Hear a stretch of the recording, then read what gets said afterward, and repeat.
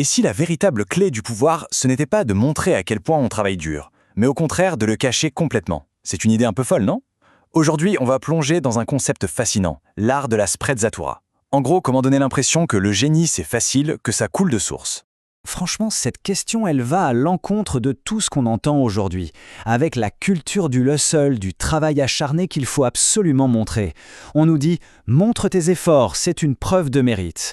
Mais et si c'était tout le contraire? Si cette soi-disant transparence était en fait une énorme faiblesse? Si, sans s'en rendre compte, elle sabotait le pouvoir qu'on essaye de bâtir? Alors pour y voir plus clair, on va s'appuyer sur un livre qui est devenu une référence en matière de stratégie, Power, les 48 lois du pouvoir de Robert Greene. Et il se trouve qu'il y a une loi entière dédiée à ce concept bien particulier. Voilà comment on va procéder. D'abord, on va se pencher sur ce fameux paradoxe de l'effort. Ensuite, on découvrira ce qu'est la sprezzatura, cet art de la nonchalance. On verra aussi des exemples concrets avec les maîtres en la matière, on parlera des techniques pour dissimuler son talent, et pour finir, on verra pourquoi cette aisance est si puissante. Allez, on commence avec la première partie, le paradoxe de l'effort. L'idée, c'est de bien comprendre le problème. Pourquoi est-ce que parfois, montrer qu'on se donne du mal peut en fait nous desservir? Bon, l'idée de base, celle qu'on a tous en tête, c'est que montrer son travail, c'est bien. C'est une preuve de diligence, d'honnêteté. On se dit, si les gens voient à quel point je bosse, ils respecteront forcément mon succès. Ça semble logique, non? Eh bien, selon Robert Greene, c'est justement là que le bas blesse. Si on montre toute la sueur, tout le travail en coulisses, on risque de tout gâcher. Pensez à l'image du cygne. En surface, il glisse avec une grâce absolue. Mais sous l'eau, ça pédale à toute vitesse. Si on ne voyait que les pattes qui s'agitent, la magie disparaîtrait. Les gens se diraient « Ah, ok, avec autant d'efforts, je pourrais le faire aussi ». Le mystère s'envole et l'admiration avec. Alors, comment on fait? La solution à ce paradoxe, elle n'est pas nouvelle. Elle nous vient tout droit de l'Italie de la Renaissance. C'est un concept incroyable, l'art de la nonchalance, qui porte un nom tout aussi élégant, la sprezzatura. La sprezzatura, qu'est-ce que c'est exactement? C'est un terme qui a été inventé en 1528.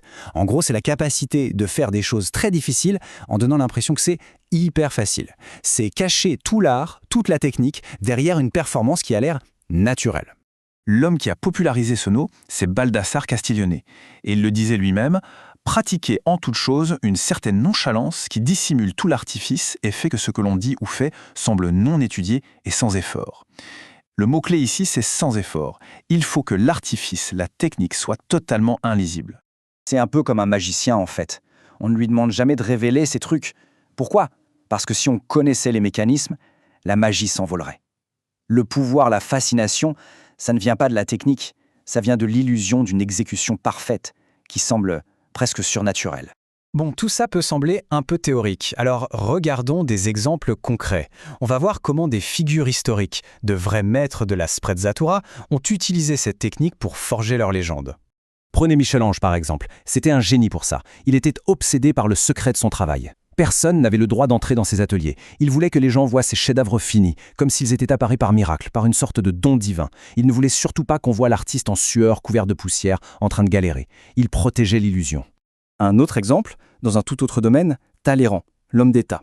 Sa méthode était simple. Il laissait les autres faire tout le sale boulot. La recherche d'infos, l'espionnage. Et puis lui, il arrivait dans les salons, et au bon moment, il sortait une réplique pleine d'esprit. Une analyse géniale qui semblait lui venir comme ça, spontanément.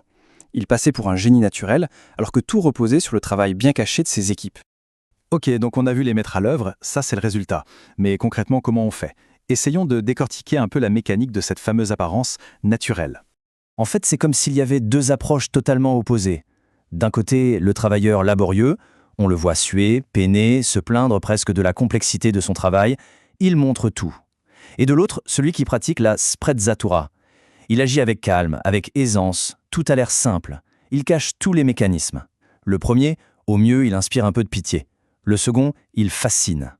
Alors, quels sont les principes de base? On peut les résumer en quelques points. 1. Dissimuler le labeur. Ça, c'est la base.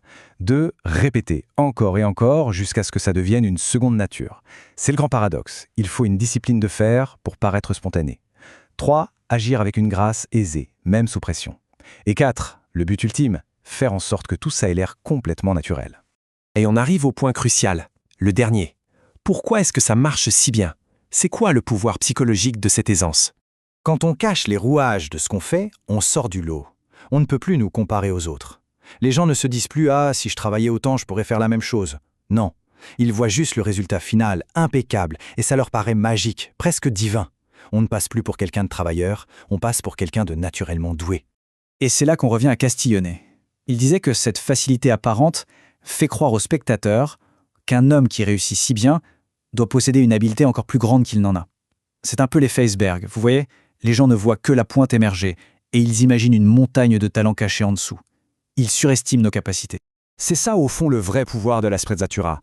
Ça crée une aura de puissance, de respect. Les gens ne voient que le résultat magnifique, ils ne voient pas la cause, qui est souvent assez banale, beaucoup de travail, beaucoup de pratique. Cette aura de talent inné, de mystère, inspire une admiration bien plus forte que le simple respect pour l'effort.